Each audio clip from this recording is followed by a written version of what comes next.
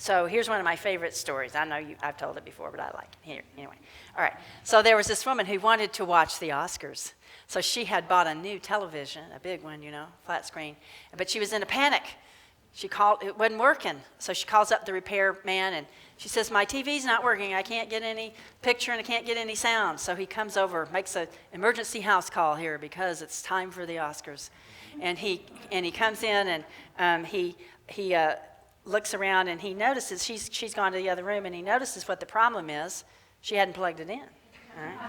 So he didn't want to be tacky about it and charge her a lot of money, but he also valued his own time and his efforts. So he wrote on her bill, he wrote restored, unattached, and cable to primary power source, $25. And he gave her that bill. That's true for us, isn't it? That when we're not consciously attached to our primary power source, we don't get a picture, right? We don't get a picture and we don't get any sound.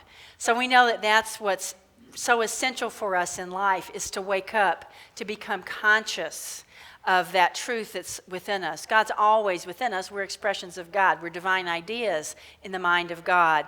And yet if we really want to get the picture, if we really want to be part of this creative process, and that's what our daily word was about today, then we have to wake up to that reality, right? We have to do the work. Just like a child innately has the abilities to walk and talk, but yet that child has to get out there and exercise, right? And take the steps, take the risks to step out, take the risks to vocalize, and to do those activities that bring those capacities into maturity.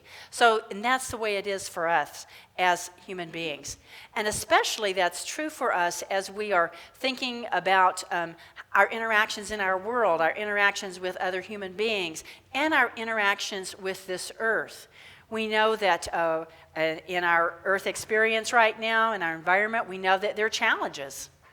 They're not unsolvable challenges, and yet they are challenges. And when we come to them with a grounding in our spirituality and utilizing what we know from the world of science, there is nothing that can stop us, that we can indeed bring forth the good in this wonderful earth that we live in.